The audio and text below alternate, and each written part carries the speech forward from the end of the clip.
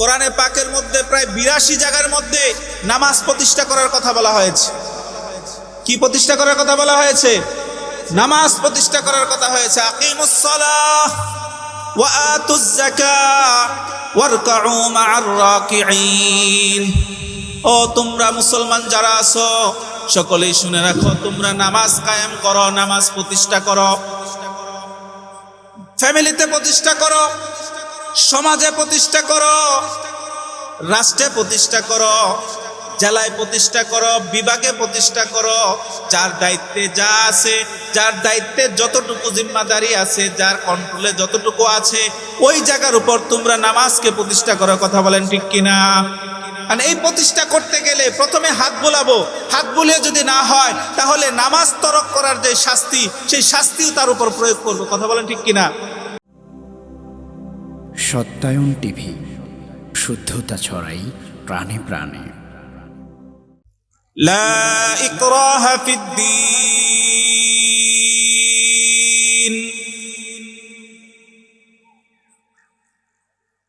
কোনো বাড়াবাড়ি নেই ধর্মের ব্যাপারে।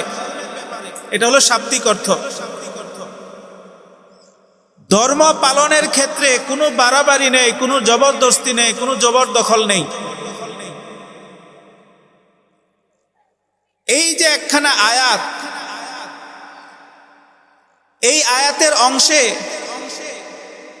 আল্লাহ রাব্বুল আলামিন বলেছেন ধর্ম পালনের ক্ষেত্রে কোনো বাড়াবাড়ি নেই। কিন্তু এই আয়াতের অর্থটাকে পুঁজি করে, এই আয়াতের অর্থটাকে সম্বল করে যারা ধর্ম সেইভাবে পালন করতে চায় না, ধর্মের প্রতি যাদের আনুগত্য সেরকম নাই, তারা এইটা তেলাওয়াত করে এবং এইটার অর্থ আমাদের সামনে উপস্থাপন করে একটা ফাঁকি ঝুঁকি বা একটা ছলচাতুরি আমাদের সামনে উপস্থাপন করার চেষ্টা করে। কি বলে? যেমন আপনি বাবা, এখন আপনি 2 থেকে 3 জন সন্তানের বাবা হয়েছেন, হোক সেই সন্তান ছেলে অথবা মেয়ে।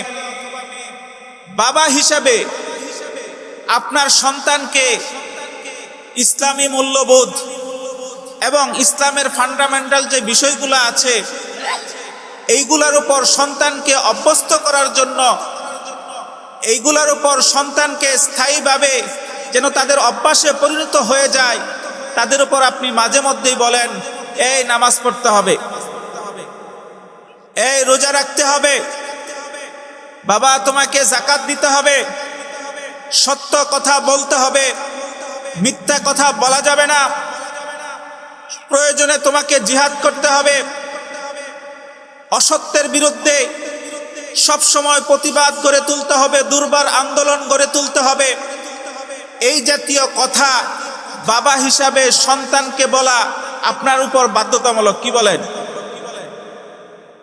তো সর্বপ্রথম নামাজ নিয়েই বলি, সন্তান যখন নামাজের মধ্যে তালবাহানা করে, নামাজ আদায়ে সে ফাঁকি ঝুঁকি দেওয়ার চেষ্টা করে, তখন কিন্তু আপনি আপনার অভিভাবকের অবস্থান থেকে সন্তানকে বাধ্য করেন সে যেন নামাজ পড়ে। নামাজ না পড়লে কখনো খাবার বন্ধ করে দেন, নামাজ না পড়লে কখনো তাকে শাস্তির মুখোমুখি করেন, ধমকের সম্মুখীন করেন। তো এইটাকে সে আস্তে আস্তে বিরক্তির কারণ হিসেবে ধরে নেয়। কথা বলেন ঠিক কিনা? পরবর্তীতে যখন এই সন্তান নামাজের প্রতি পুরোপুরি অনীহা স্থাপন করে, আপনি যখন ফজরের সময় অথবা যে কোনো ঘুমের সময়ে তাকে নামাজের জন্য প্রস্তুত করার জন্য ডাক দিতে যাবেন, ডাক দেওয়ার পর বলতে থাকবে, বাবা তুমি কি শুরু করলে? নামাজ তোকে পড়তে হবে না, নামাজ আমাকে পড়া বাধ্যতামূলক না, কারণ কোরআনের মধ্যে আল্লাহ রাব্বুল আলামিন বলেছেন লা ইকরাহা ফিদ্দীন, ধর্ম পালনে বাড়াবাড়ি নাই। কি বলেন? কি সুন্দর একটা যুক্তি দিয়ে দিল না? বলেন না কেন? সুন্দর একটা যুক্তি দিয়ে দিল না? আর যদি এলিট শ্রেণীর পরিবারের সন্তান হয়, যদি ধর্মকর্ম তাদের পরিবারের মধ্যে সেইভাবে নাই, এখন তাকে আপনি ধর্ম পালনের জন্য বললেন, ঘুম থেকে জাগ্রত করে বললেন, সে তখন তার স্টাইলে একটু ভনিতা করে বলবো, ড্যাডি ডোন্ট ডিস্টার্ব মি, আমাকে ডিস্টার্ব করো না, নামাজ আমার উপর বাধ্যতামূলক না, কারণ কোনো কাজ তুমি আমাকে বাধ্য করে করাইতে পারো না। কেন তুই এই কথা কোথায় পেলি? কোরআনে বলা আছে লা ইকরাহা ফিদ্দিন। কি সুন্দর জবাব দিয়ে দিল, কথা বলেন ঠিক কিনা? এরকম সন্তান আদি আমাদের সমাজে আছে কিনা?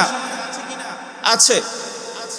আসন্ন রমজান মাস, সামনে রমজান আমাদের সামনে উপস্থিত হচ্ছে। আমরা গত এক মাস আগে থেকেই পড়া শুরু করেছিলাম, আল্লাহুম্মা বারিক লানা ফি রজব ওয়া শাবান ওয়া বাল্লিগনা রমাদান।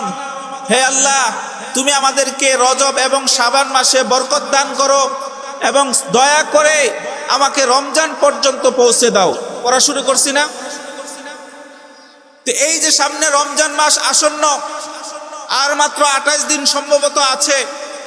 এই রমজান মাসের পবিত্রতা রক্ষার জন্য কোনো ব্যক্তি যেন বেরোজাদার না থাকে, রোজা না থাকে, এই জন্য আমরা এখন থেকে উদ্বুদ্ধ করছি। রমজান মাসে এমন কিছু লোক আসবে যারা রোজা রাখবে না, কোনো কারণে হয়তোবা রোজা সে রাখতে পারছে না, শরীয়তের উজর হোক অথবা ইচ্ছার কারণে হোক। তাকে যখন সে রোজা রাখতে পারবে না, রোজা রাখতে না পারার কারণে তাকে খেতে হবে, কিন্তু এই খাওয়াটাও কিন্তু একটা শালীনতা আছে। রোজাদারের সম্মানে, রোজাদারের প্রতি শ্রদ্ধার ভালোবাসা রেখে, আল্লাহর বিধানের প্রতি সর্বোচ্চ আস্থা এবং বিশ্বাস রেখে এই রোজাদারদেরকে সম্মান দেখিয়ে কোনো বেরোজাদার প্রকাশ্যে খাবার খাবে না। এইটাই তো নিয়ম, কথা বলেন না কেন? এটাই নিয়ম না? তো এখন কোন একজন ব্যক্তি রোজাদারের প্রতি সম্মান না রেখে, রোজার মাসে রোজাদারদের প্রতি সম্মান না রেখে প্রকাশ্যে দিবালোকে সে যখন খাবার আরোহণ করবে, সে যখন খাবার গ্রহণ করবে, তখন তাকে যদি কেউ বলে, ভাই আমরা তো রোজাদার, আমরা রোজা রেখেছি, দয়া করে আমাদের সামনে প্রকাশ্যে এভাবে খেয়েন না, সে তখন জবাব দিবে কি, হুজুর এত কড়াকড়ি করেন কেন? কোরআনে পাকেই তো বলা হয়েছে লা ইকরাহা ফিদ্দিন, ধর্ম পালনের ব্যাপারে বাড়াবাড়ি নাই। কি সুন্দর যুক্তি, কি সুন্দর যুক্তি আপনাদের সামনে উপস্থাপন করবে। তারপর এই যে এখন দাওয়াতে তাবলীগের লোকেরা 2.5 ঘন্টার মেহনতকে কেন্দ্র করে তারা অনেক সময় টার্গেট করে কোনো ব্যক্তির কাছে দাওয়াত দিতে যায়। দাওয়াত দিতে যাওয়ার সময় হয়তোবা অনেক সময় ফজরে যায় অথবা এশার নামাজের পরে যায়। ফজরে যখন যেই ব্যক্তিটাকে টার্গেট করে গেল, তাকে দাওয়াত দেওয়ার সময় অনেক সময় ঘুম থেকে জাগ্রত করতে হয়। ভাইয়েরকে বলে মাথায় হাত বুলিয়ে অথবা পিঠে হাত বুলিয়ে যখন নাকি নামাজের কথা বলতে যায়, বিরক্তের সুরে অনেক সময় বলে, আপনারা কি আমাকে জোর করে ধর্ম মানাবেন নাকি? কেন ভাই, জোর করলাম কোথায়? আপনি স্পষ্ট অন্যায়ের দিকে যাচ্ছেন, স্পষ্ট অন্ধকারের দিকে যাচ্ছেন। আমরা আপনাকে আসছি অন্ধকার থেকে আলোর দিকে নেওয়ার জন্য। আপনি আমাদেরকে কেন বলছেন, আপনি আমাদেরকে কেন বলছেন আপনাকে আমরা জোর করছি? তো না, আপনারা জোর করতে পারেন না, কারণ কোরআনে পাকের মধ্যে আল্লাহ রাব্বুল আলামিন বলেছেন লা ইকরাহা ফিদ্দিন, ধর্মের ব্যাপারে বাড়াবাড়ি নাই। এরকম আছে কিনা? তারপর যারা পীর মুর্শিদ, পীরের কাজ করে, পীরের সবক নিয়ে তারা একটা কাজ আঞ্জাম দেয়, তারা যখন কোনো ব্যক্তিকে লক্ষ্য করে দ্বীনের পথে আনার জন্য, আল্লাহ এবং আল্লাহওয়ালাদের সোহবতে আনার জন্য চেষ্টা করে, কিছু লোক তো আপন মনে গ্রহণ করে, আবার কিছু লোক এরকম আছে তারা বিরক্ত হয়, তারা বলে ধর্মের বিষয়ে আমাদের উপর চাপাচাপি করবেন না। স্পষ্ট সিগারেট খাওয়া, এটা খেয়ে সরাসরি হয়তোবা কেউ হারাম বলবে না, কিন্তু এই সিগারেট শরীরের বিভিন্ন অঙ্গ প্রত্যঙ্গকে ক্ষতি করার কারণে, আল্লাহর দেওয়া আমানত অঙ্গ প্রত্যঙ্গকে ক্ষতি করার কারণে এখন স্পষ্টতই সিগারেট খাওয়া হারাম। আবার পাবলিক প্লেসে সিগারেট যদি কেউ খায়, এটা বাংলাদেশের আইন অনুযায়ী আরেকটা অপরাধ। ধর্মের দিক থেকে অঙ্গকে নষ্ট করে ফেলার কারণে হারাম, আর বাংলাদেশের আইনের দিক থেকে দণ্ডনীয় একটি অপরাধ পাবলিক স্পেসে সিগারেট খেলে। কোনো ব্যক্তি যদি একেবারে সিগারেটের প্রতি আসক্ত, সারাদিনে তার 1 প্যাকেট 2 প্যাকেট সিগারেট লাগে, এরকম লোক আছে না?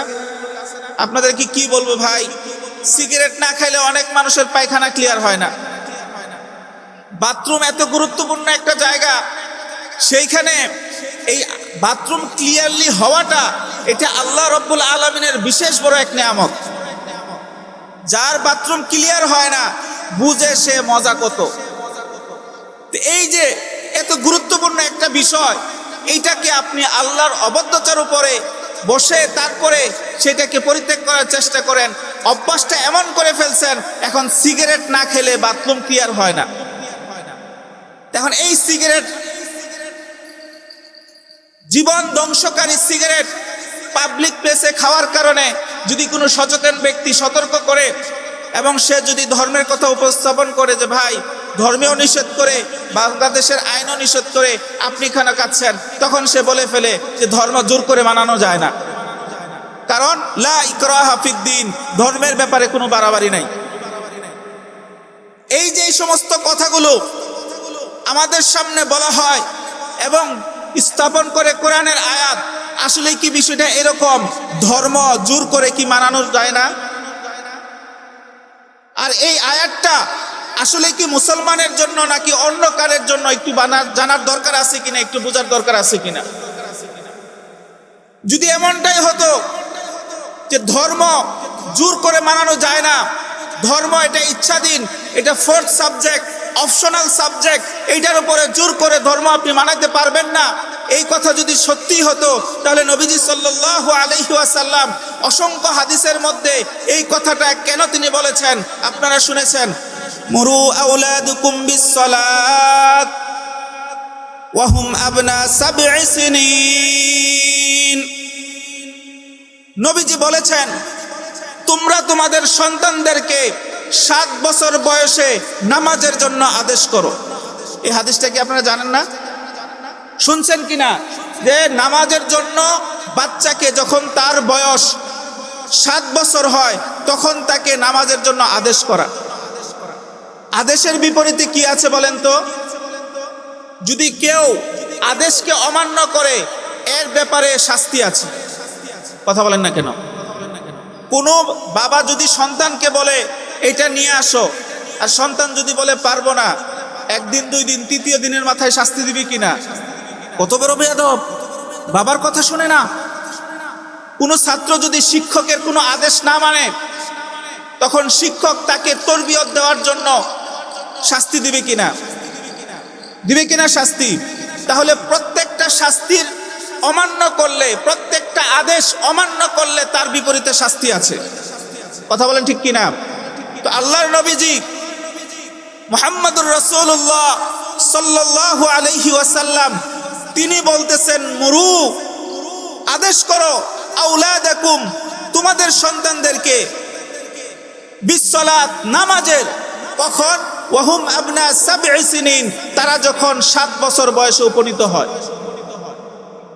হাদিসের অংশ শুধু এখানেই নয়, আল্লাহ রাব্বুল আলামিন তার নবীজিকে দিয়ে আরো বলে দিয়েছেন ওয়াদরিবুহুম আলাইহা, তাদেরকে পিটাও, তাদেরকে মারো, তাদেরকে বেত্রাঘাত করো।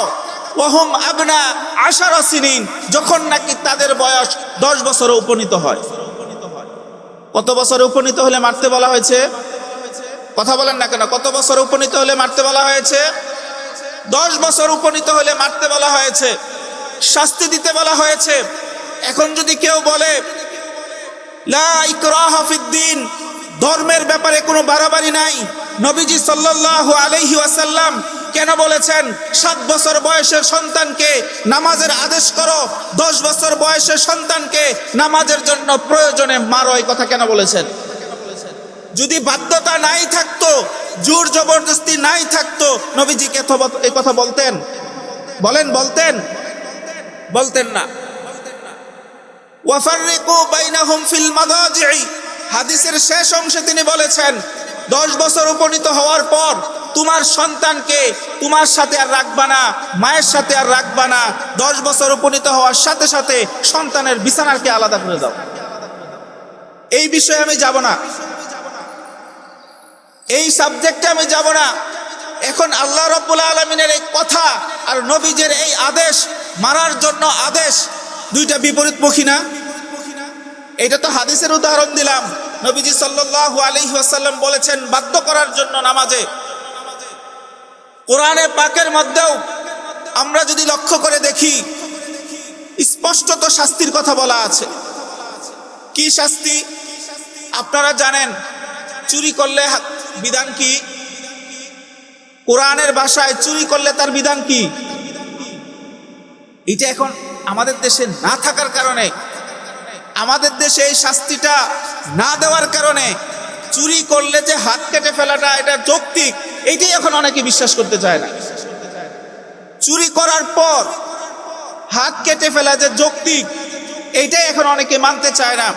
আমাদের পাশ্চাত্যের অনুসারী সাংবাদিক যারা আছে, মিডিয়া যারা আছে, তারা তো এটাকে এত বর্বর রচিত একটা ঘটনা, এত বর্বর রচিত একটা কাহিনী হিসেবে তারা উপস্থাপন করতে যায় যে একটু চুরি করার কারণে কোরআনের মধ্যে কত অমানবিক একটা বিধান, হাত কাটা, এটা কেমন করে দিল সাব্যস্ত করা হলো।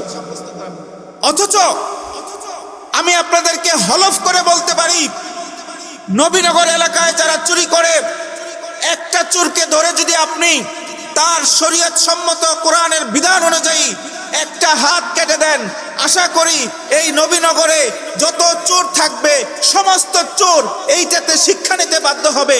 আর যাই কিছু করি না কেন, চুরি করা সম্ভব নয়। কথা বলেন ঠিক কিনা? কোরআনের বিধান, আস-সারিকু ওয়াস-সারিকাতু ফাকতাউ আইদিয়াহুমা,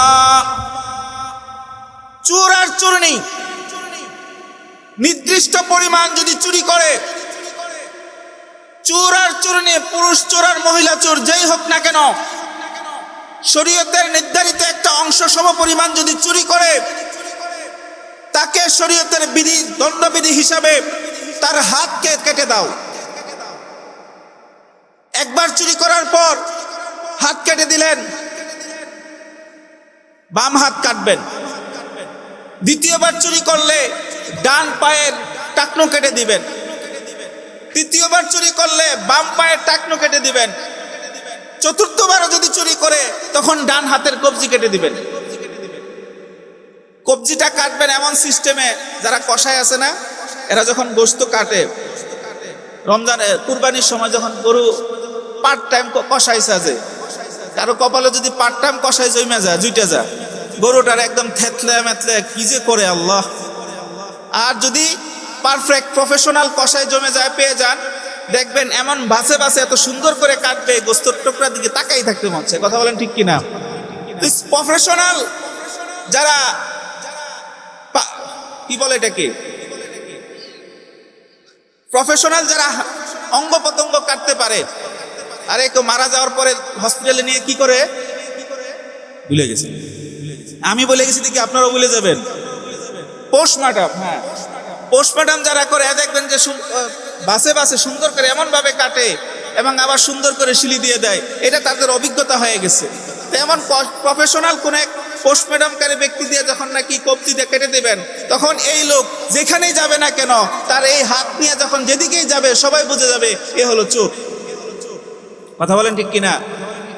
তো কোরআনের এই বিধান, আস-সারিকু ওয়াস-সারিকাতু, চোর আর চোরনি যদি চুরি করে তখন তার বিধান হলো হাত কেটে দেওয়া। এইটা দেখতে যদিও অমানবিক মনে হয়, কিন্তু এইটার প্রয়োগ যদি সমাজে শতভাগ থাকে, আমি হলফ করে বলতে পারি চুরির পরিমাণ একদম 10% নেমে আসবে। কথা বলেন ঠিক কিনা? তাহলে এখানেও তো শাস্তির বিধান রাখা হয়েছে, জবরদখলের একটা বিধান রাখা হয়েছে। তারপরে আরেকটা বিধান আপনাদেরকে শোনাই, বেবিচার, পরকীয়া বর্তমানে একেবারে খুব ভাইরাসে আক্রান্ত হয়ে গেছে না? কথা বলেন না কেন? একজন পুরুষ অবিবাহিত কোনো মহিলার সাথে পরকীয়ায় আক্রান্ত হলে এক রকমের শাস্তি, আবার বিবাহিত কোনো পুরুষ অথবা বিবাহিত কোনো মহিলা, বিবাহিত কোনো পুরুষ আবার বিবাহিত অন্য কোনো মহিলার সাথে পরকীয়ায় লিপ্ত হলে, জিনা ব্যভিচারে লিপ্ত হলে আরেক রকমের শাস্তির কথা বলা হয়েছে। অবিবাহিত যারা, তারা যদি জিনা ব্যভিচারে লিপ্ত হয় সেই ক্ষেত্রে শাস্তি কি? 100 বেত্রাঘাত দিয়ে এলাকা থেকে দেশান্তর করে দেওয়া। আর যদি বিবাহিত হয় তার শাস্তি কি? তার শাস্তি হলো ওই বিবাহিত নারী আর পুরুষ যারা পরকীয়া অথবা জিনা ব্যভিচারে লিপ্ত হয়েছে তাদেরকে চৌরাস্তার মাঝখানে গর্ত করে এই পর্যন্ত পুঁতে পাথর নিক্ষেপ করে হত্যা করে ফেলা। দেখতে কত অমানবিক না? এই দৃশ্যটা বাস্তবায়ন হলে অনেক অমানবিক লাগবে না? কিন্তু আপনি বিচার বিশ্লেষণ করে দেখেন তার এই অপরাধের মাত্রাটাও সামাজিক এই সিস্টেমটাকে ধ্বংস করার জন্য এত মারাত্মক, যার সংসারে বা যার ফ্যামিলিতে এই রকমের সমস্যা প্রমাণিত হয়েছে সেই জানে ওই দিন আর ওই রাত কেমন যায়। 2 বাচ্চার মা, 2 বাচ্চার বাপ, 3 বাচ্চার মা, 3 বাচ্চার বাপ যখন নাকি তার স্ত্রী আর তার স্বামীকে রেখে অন্য সন্তানগুলোকে রেখে অন্যত্র কোথাও চলে যায়, তারপর এই সংসারটার সন্তানগুলোর কি অবস্থা হয় এটা আপনারা কওমি মাদ্রাসায় আসলে মাঝে মাঝে বুঝতে পারবেন। প্রসঙ্গত কওমি মাদ্রাসাকে কেন ডেকে নিয়ে আসলাম? আপনাদের এই আশপাশে যতগুলো কওমি মাদ্রাসা আছে অধিকাংশ কওমি মাদ্রাসার ছাত্ররা হলো গরিব আর দরিদ্র, এতিম। আমি ব্যক্তিগতভাবে এই দরিদ্র আর এতিম ছাত্রদের সাথে পার্সোনালি কথা বলে দেখি যে তাদের আসলে সমস্যাটা কোথায়। অধিকাংশ সমস্যা হলো মাকে রেখে বাপ চলে গেছে অথবা বাপকে রেখে মা চলে গেছে, সন্তান এখন পালার মতো সম্ভব না, সন্তান এখন তাকে রেখে এই সন্তানটাকে রেখে বাবা মা অন্য কোথাও কাজ করবে তার সুযোগ নাই, তাই এই সন্তানকে মাদ্রাসায় দিয়ে, মাদ্রাসার বোর্ডিংয়ে দিয়ে তারপর বাবা মা চিন্তা করে যে এখন একটু নিশ্চিন্তে যায় কাজ করতে পারবো। তো ওই সংসারটা কি পরিমাণের ভয়াবহতার তুষের আগুনে জ্বলে, যার এরকম ঘটেছে, যার এরকম পরকীয়া আর ব্যভিচার, জিনা ব্যভিচারে লিপ্ত হয়েছে, তারাই বলতে পারবে কতটা ভয়ঙ্কর তখন দিন অতিবাহিত করা, দিনগুলোকে কাটানো। মুহতারাম হাজরিন, আল্লাহ রাব্বুল আলামিন বিবাহিত নারী আর পুরুষ ব্যভিচারে পরকীয়ায় লিপ্ত হলে তাদের জন্য যে বিধানটা রেখেছেন এটা অবশ্যই একটা দেখতে গেলে মানবতা লঙ্ঘন হয় এমন একটা বিধান আপনাদের মনে হতে পারে, কিন্তু একটা কার্যক্রম করে দেখেন, একটা বাস্তবায়ন করে দেখেন। চৌরাস্তার মাঝখানে যখন এই পর্যন্ত পুঁতে পাথর দিয়ে মেরে ফেলবেন, দেখবেন যাদের অন্তরের মধ্যে মাঝে মাঝে উকি দেয় আরেকজনের বউয়ের সাথে, আরেকজনের স্বামীর সাথে একটু ইটিস পিটিস করি, দেখবেন ওইটা মন থেকে ওইখান থেকে গায়েব হয়ে গেছে। কথা বলেন ঠিক কিনা?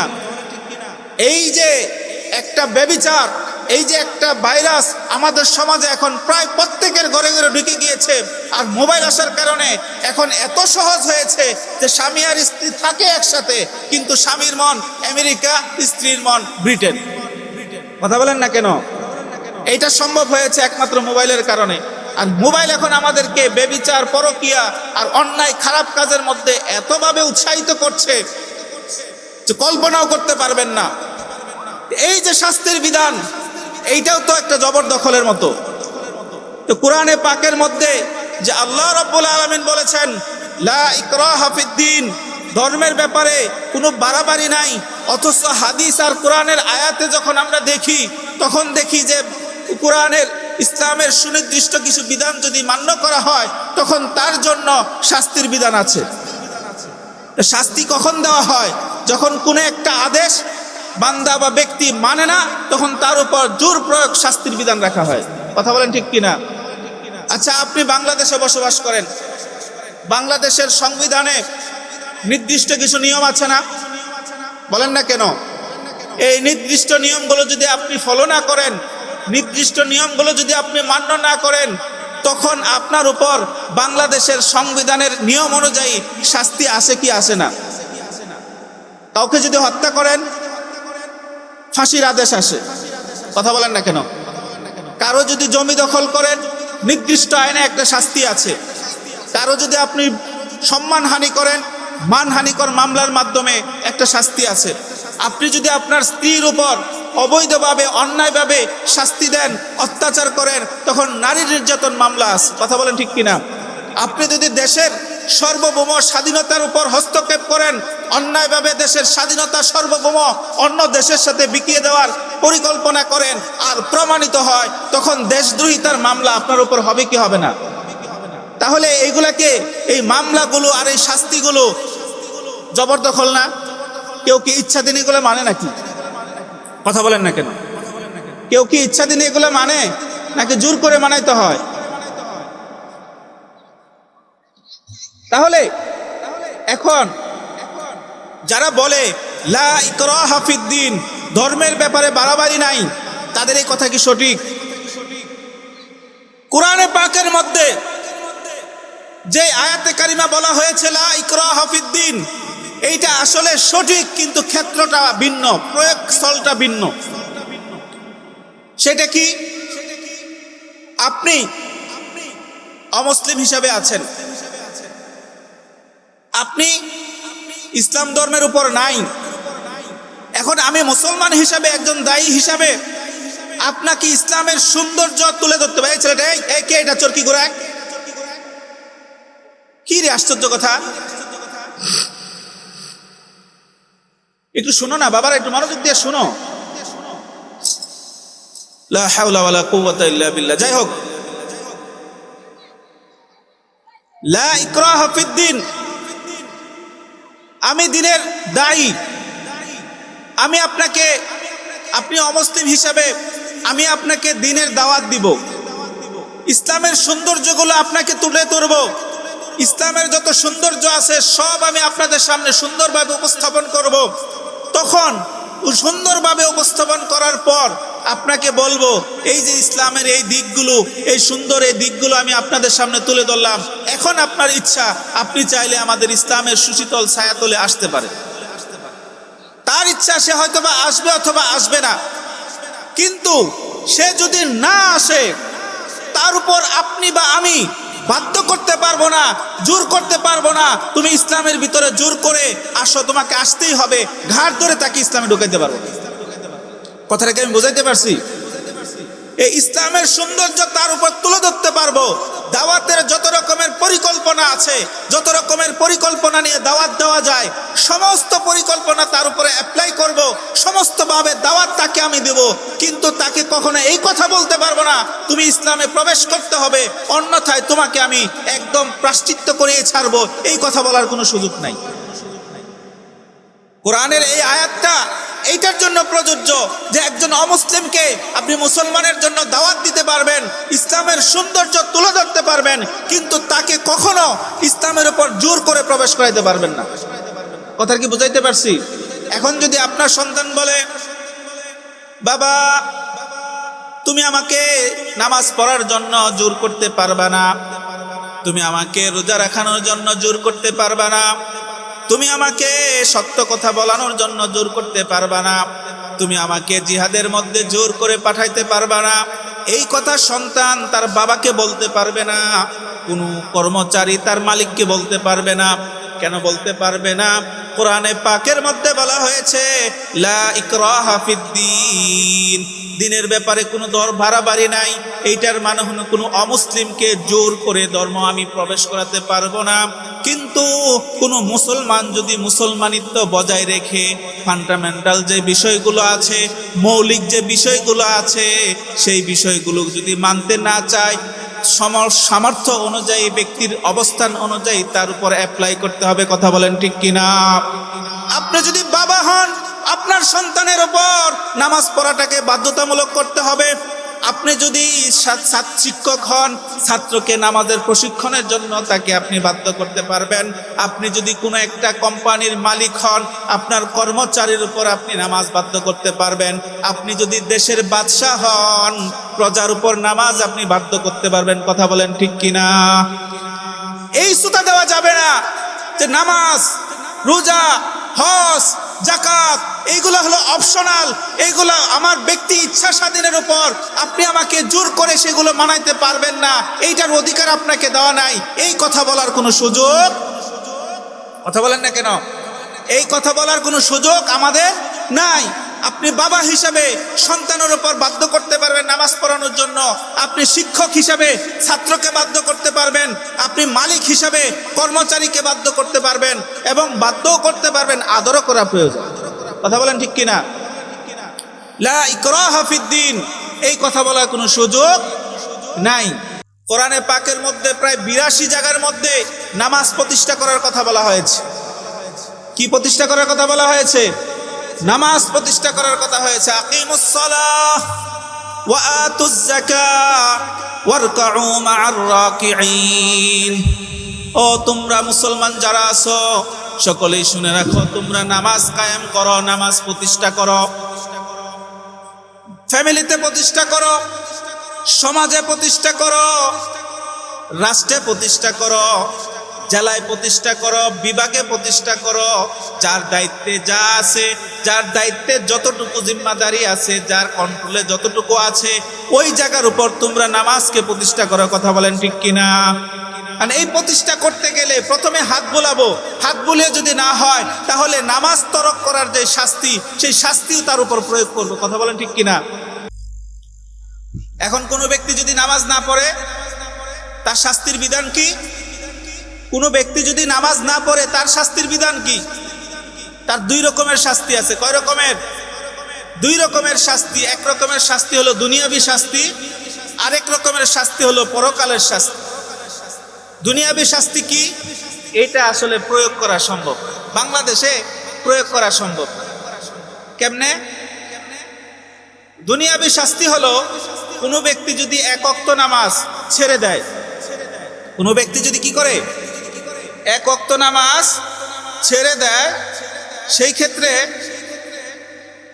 সমাজের যিনি কাজী আছেন, সমাজের যিনি ইমাম আছেন, ওই নামাজ তরককারী ব্যক্তিকে 5টা বেত্রাঘাত করবে। কয়টা? আর 5 ওয়াক্ত নামাজ ছেড়ে দিলে 5 5 25টা বেত দিবেন। এখন কথা হলো এই বেতটা কে দিবে, কাকে দিবে? সবার আগে মসজিদের সভাপতি সাহেব পড়ে না? কারণ ইমাম হয়ে সভাপতিরা যদি ফিরাইতে যা, ইমামতি থাকবো? কথা কর না কেন? সমাজের সেক্রেটারি, মসজিদের সেক্রেটারি যিনি, তিনি নামাজ পড়েন না, সারাদিনে 5 ওয়াক্ত নামাজ না পড়ার কারণে 25টা বেত খাওয়ার উপযুক্ত হয়েছেন। এখন এটা যদি ইমাম সাহেব প্রয়োগ করতে যায়, ইমামতি থাকবো? কথা বলেন না কেন? নাম হলো ইমাম, বাস্তবে হলো কর্মচারী। নাম হলো কি? ইমাম, বাস্তবে কর্মচারী। এই যে দুনিয়াবী শাস্তি হলো 1 ওয়াক্ত নামাজ ছেড়ে দিলে 5টা বেত্রাঘাত। পঞ্চায়েত বলেন, সমাজের অধিপতি বলেন, আর সমাজের দায়িত্বশীল যিনি আছেন তিনি এই শাস্তি প্রতিষ্ঠা করবেন। এটা কখন? যখন রাষ্ট্রটা ইসলামী রাষ্ট্র হবে। এই রাষ্ট্রটা যখন কি হবে?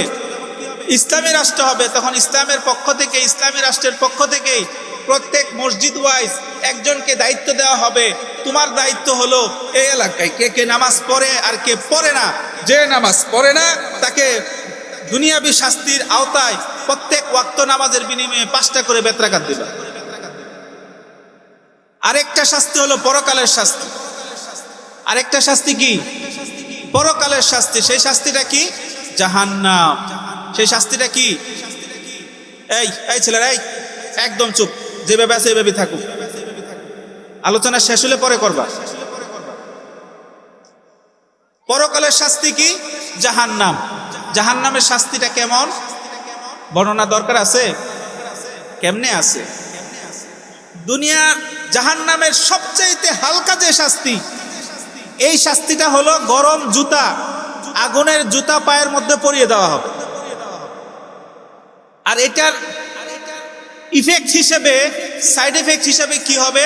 যার পায়ের মধ্যে গরম জুতা, আগুনের জুতা পরিয়ে দেওয়া হবে, তার মাথায় বাতের মতো টকবক করতে থাকবে। বাত যেমনে উবালে ফুটে আসলে যেমন টকবক করে, ঠিক ওই ব্যক্তির মাথা এরকম টকবক টকবক করতে থাকবে, সহ্য করার মতো।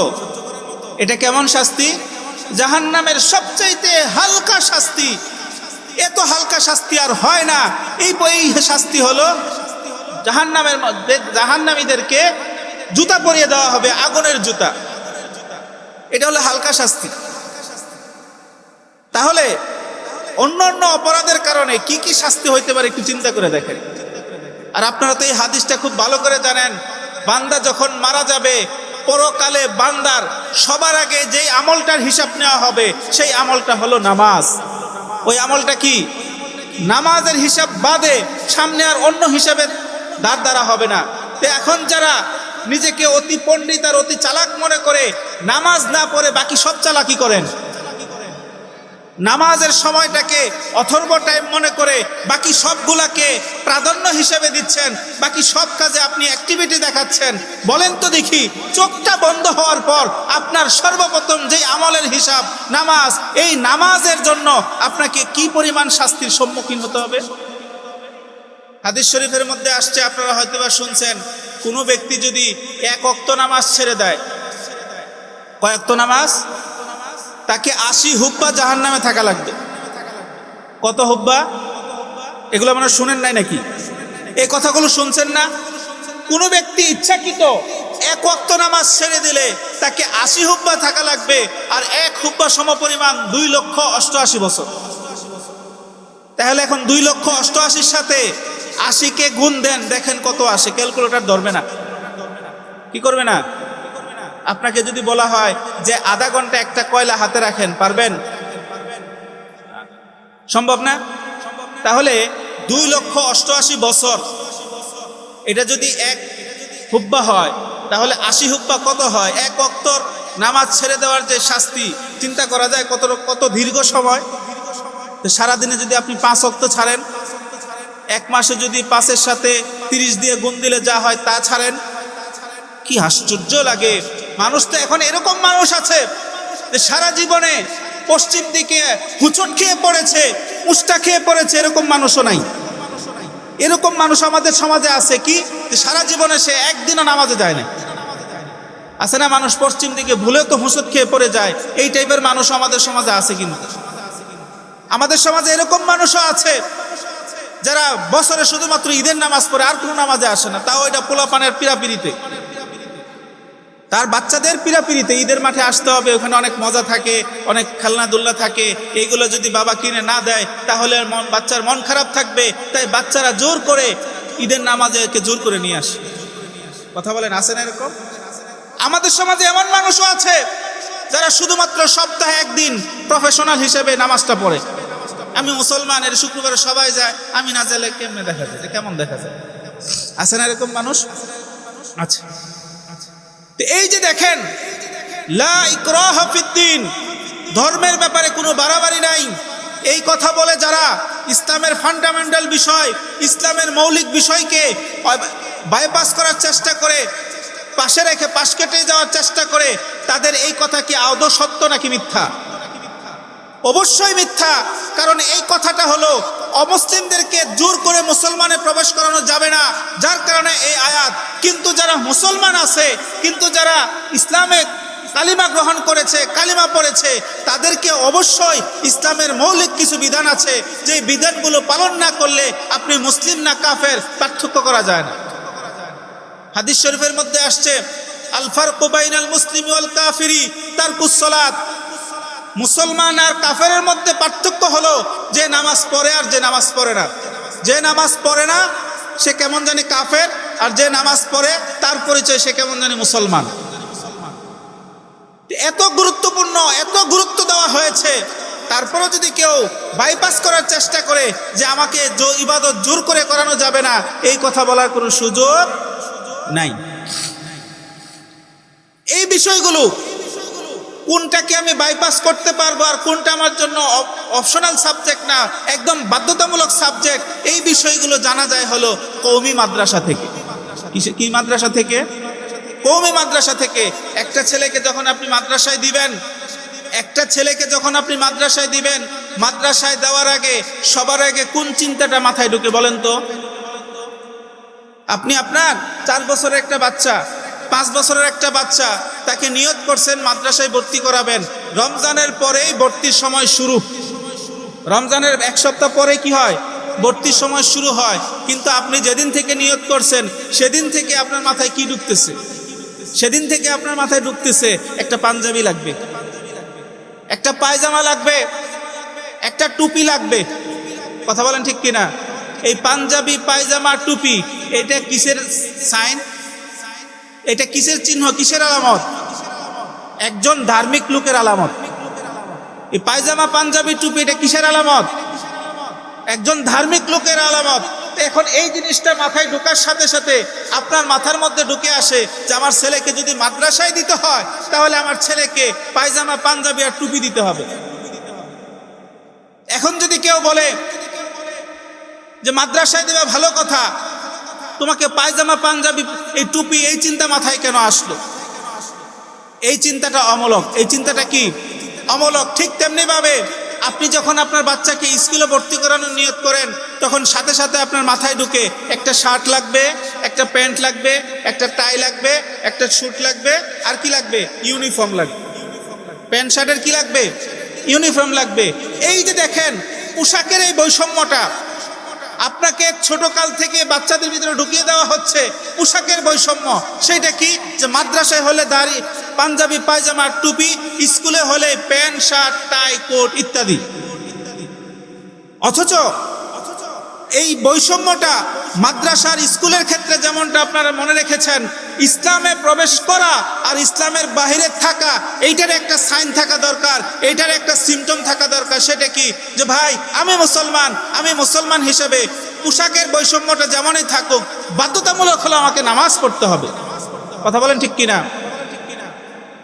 স্কুল আর মাদ্রাসার ক্ষেত্রে যদি এরকম পার্থক্য থাকে তাহলে মুসলমান আর অমুসলমানের ক্ষেত্রেও তো এমন পার্থক্য হওয়া দরকার যে আমি মুসলমান কিভাবে 5 ওয়াক্ত নামাজ পড়ি, আমি মুসলমান কিভাবে রোজা রাখি, আমি মুসলমান কিভাবে হজ করব, যাকাত দিব, এই হলো আমার ইসলামের, মুসলমানের সিমটম, আলামত। আর আপনি যদি এমন ভাবে থাকেন যে অমুসলিম নামাজ পড়ে না, আপনিও নামাজ পড়েন না, অমুসলিম দাড়ি রাখে না, আপনিও দাড়ি রাখেন না, অমুসলিম প্যান্ট হাঁটুর উপরে পরে ঘুরে বেড়ায় এবং এটাকে তার স্বাধীনতা মনে করে, আপনিও সেই দৃশ্য দেখে মার সামনে, বাবার সামনে, মুরব্বীজনের সামনে হাঁটুর উপরে কাপড় তুলে হাফ প্যান্ট পরে, তারপরে সেন্টু গেঞ্জি পরে, কুত্তা একটা হাতি নিয়ে ফ্যাশন মনে করে রাস্তায় বের হয়ে আসলেন, তাহলে অমুসলিম আর আপনার মধ্যে পার্থক্যটা কি? কথা বলেন ঠিক কিনা? আপনার মধ্যে আর অমুসলিমের মধ্যে পার্থক্য নাই। এই জন্য কওমি মাদ্রাসায় যখন বাচ্চাটাকে দিবেন, বাচ্চাটার মধ্যে একটা জিনিস আসবে, ইসলামী মূল্যবোধ এমনভাবে আসবে যে ইসলামী মূল্যবোধ আসার কারণে আপনার এতটুকু মনে হবে, যাক মাশাআল্লাহ আমার ছেলেটা এখন ধর্মকর্ম মানবে বলে মনে করা হচ্ছে। কথা বলেন ঠিক কিনা? তো কওমি মাদ্রাসার প্রয়োজনীয়তা, এত প্রয়োজনীয়তা, কারণ কোরআনের বিধানগুলো বোঝার জন্য, কোরআনের বিষয়গুলো বোঝার জন্য শুদ্ধ এবং সঠিক জ্ঞান ছাড়া আপনি সেটা পার্থক্য করতে পারবেন না। হালকা যদি অনুবাদ দেখেন, হালকা শুধুমাত্র অনুবাদ দেখেন, লা ইকরাহা ফিদ্দিন, ধর্মের ব্যাপারে বাড়াবাড়ি নাই, আর এইটা নিয়ে তখন লাফাইতে শুরু করবেন, যারে কেউ তো আমাকে জোর করে নামাজ পড়াইতে পারবে না, কেউ তো আমাকে জোর করে রোজা রাখাইতে পারবে না, কেউ তো আমাকে জোর করে কোনো বিধান চাপায় দিতে পারবে না, কারণ দলিল পেয়ে গেছি। সেটা কি? লা ইকরাহা ফিদ্দিন, ধর্মের ব্যাপারে বাড়াবাড়ি নাই। অথচ যখন আপনি কওমি মাদ্রাসায় একটু পড়বেন বা ঘুরে আসবেন, তখন আপনাকে এই জিনিসটা সুন্দরভাবে বুঝিয়ে দেওয়া হবে যে ভাই এই আয়াতটা আমার জন্য না, এই আয়াতটা হলো অমুসলিমের জন্য। অমুসলিমকে আমি দাওয়াত দিব, কিন্তু ইসলাম গ্রহণ করার ব্যাপারে কোনো জোর জবরদস্তি আমি করব না। কারণ কোরআনের এই আয়াতের পরবর্তীর মধ্যে আসছে ক্বাদ তাবায়্যানার রুশদু মিনাল গায়স। এখন আর অমুসলিমকে জোর করে মুসলমানের প্রবেশ করানোর সুযোগ নাই, কারণ সত্য জিনিস স্পষ্ট, মিথ্যা জিনিসও স্পষ্ট। সত্যও সামনে আলোকিত, মিথ্যাও এখন সামনে আলোকিত। কোরআনের স্পষ্ট বিধান এখন আমাদের উপর, কোরআনের স্পষ্ট বিধান এখন আমাদের সামনে চলে আসছে কিভাবে? আল ইয়াউমা আকমালতু লাকুম দীনাকুম ওয়া আতমামতু আলাইকুম নি'মাতি ওয়া রাদিতু লাকুমুল ইসলাম দীনা। কোরআনের এই আয়াত স্পষ্টভাবে আমাদের উপর নাজিল হওয়ার পর এখন এই বিষয়টা আমাদের সামনে স্পষ্ট হয়ে গিয়েছে। এই হলো আলোর পথ, জান্নাতে যাওয়ার পথ, এই হলো অন্ধকার পথ, জাহান্নামে যাওয়ার পথ। এখন আর তোমাকে কোনো ব্যক্তি কোনো অমুসলিমকে জোর করে এটা বোঝানোর দরকার নাই, তার সামনেও স্পষ্ট হয়ে গিয়েছে। এখন তার সাথে শুধু দাওয়াত দাও, দাওয়াত কবুল করলে আলহামদুলিল্লাহ, না করলেও আলহামদুলিল্লাহ। জোর জবরদখল করার কোনো সুযোগ নাই। কথা বলেন ঠিক কিনা? কওমি মাদ্রাসায় না পড়লে এই বুঝ তৈরি হবে না, সুপ্রতিষ্ঠিত কোনো মাদ্রাসায় না পড়লে এই বুঝ তৈরি হবে না। তখন শুধু ইসলামের অর্ধাংশ জানবেন, কারণ আছে না যে লা তাকরাবুস সালাত, তোমরা নামাজের দ্বারে কাছেও যাও না। পরের টুকু আর বলে না ওয়াহুম সুকারা, যখন নাকি তোমরা ওয়ান্তুম সুকারা, যখন তোমরা নেশাগ্রস্ত থাকো তখন এটার বোঝা লাগবে না। আল্লাহ রাব্বুল আলামিন যেই কথাটুকু বললাম সেই কথাটুকুর উপর সবার আগে আমাকে মানার তৌফিক দান করুন, সম্ভব হলে আপনাদেরকেও মানার তৌফিক দান করুক। কোনো ভুল ভ্রান্তি বলে থাকলে আল্লাহ তাআলা নিজ গুণে মাফ করে দিন। মানার থাকলে সকলকে মানার আহ্বান জানিয়ে আজকের মতো এই পর্যন্তই। আসসালামু আলাইকুম ওয়া রাহমাতুল্লাহি ওয়া বারাকাতুহু।